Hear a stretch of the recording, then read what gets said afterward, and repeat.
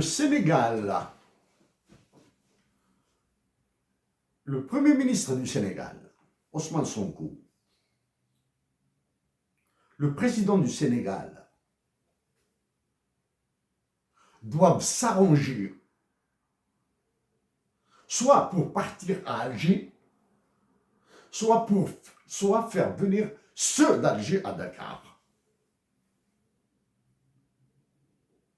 D'accord?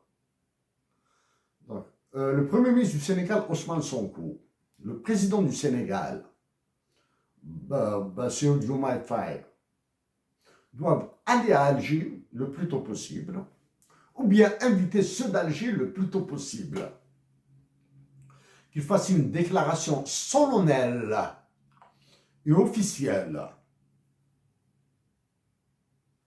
qu'ils cesseront toute activité, toute action nuisible au Burkina Faso, au Mali et au Niger. Ils doivent les cesser.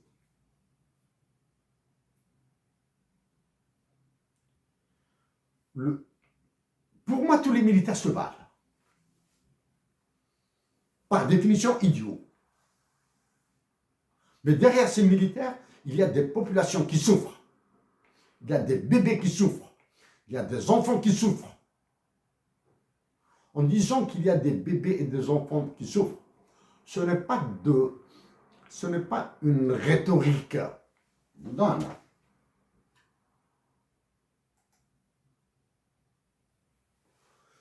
Dans le Statistics Yearbook de la Banque africaine de développement, dans l'annuaire statistique de la Banque africaine de développement, le dernier disponible, dans le cas de mon pays uniquement,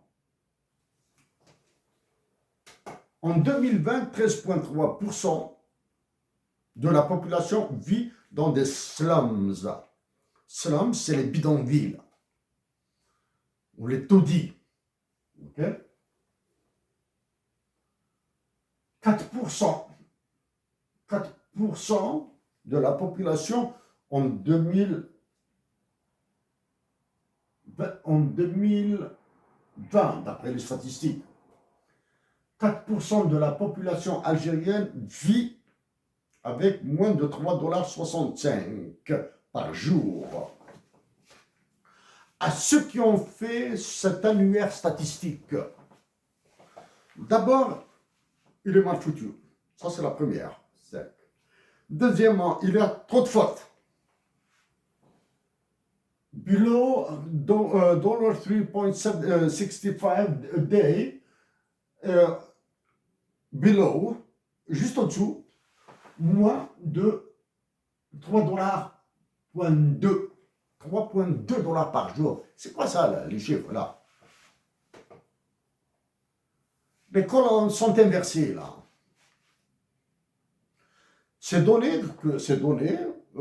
rapport de 304 pages. Premièrement, il est en PDF. Deuxièmement, ça c'est la première. Deuxièmement, il fallait le mettre en Excel. Il faut offrir une fonction en Excel pour pouvoir télécharger et le traiter, etc. C'est valable pour l'UMOA, c'est valable pour l'aspect financier de la Banque africaine de développement, parce que télécharger en Excel, ça donne des chiffres un peu bizarres. Okay?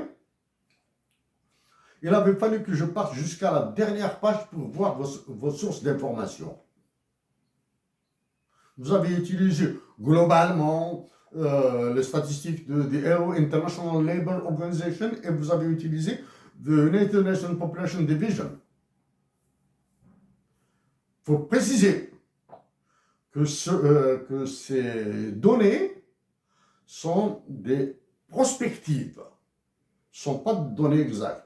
En tant qu'Algérien, j'ignore la population de mon pays en 2025 à au moins à 500 000 personnes près, à un demi-million. J'ignore. Okay? Donc, à vous, président de l'UMOA, président de la Banque africaine de développement, oui,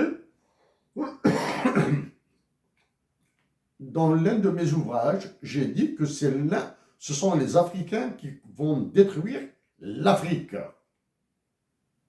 Ce sont des Africains qui détruisent l'Afrique. Si j'allais dans la macroéconomie du FMI et de la Banque mondiale, j'utiliserais des mots encore plus sévères. Juste un exemple. Quand vous partez au FMI et à la Banque mondiale et que vous allez trouver des complices à l'intérieur de la Banque mondiale et du Fonds monétaire international, des Africains qui vivent aux États-Unis d'Amérique, etc.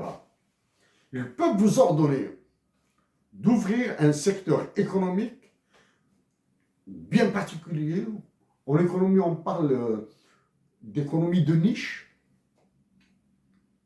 là où il y a beaucoup d'argent. Ils vont vous ordonner d'ouvrir des secteurs économiques qui vont bénéficier à tous ceux qui sont proches des régimes, des dictatures militaires. Ils les aideront à trouver des financements spéculatifs, afin de lever de fonds à l'étranger. À travers ça c'est pour vous corrompre le plus, vous corrompre encore plus. Donc, à vous tous, chers compatriotes africaines et africains, vous devez vous réveiller et réveillez-vous dans la paix. Évitez la violence.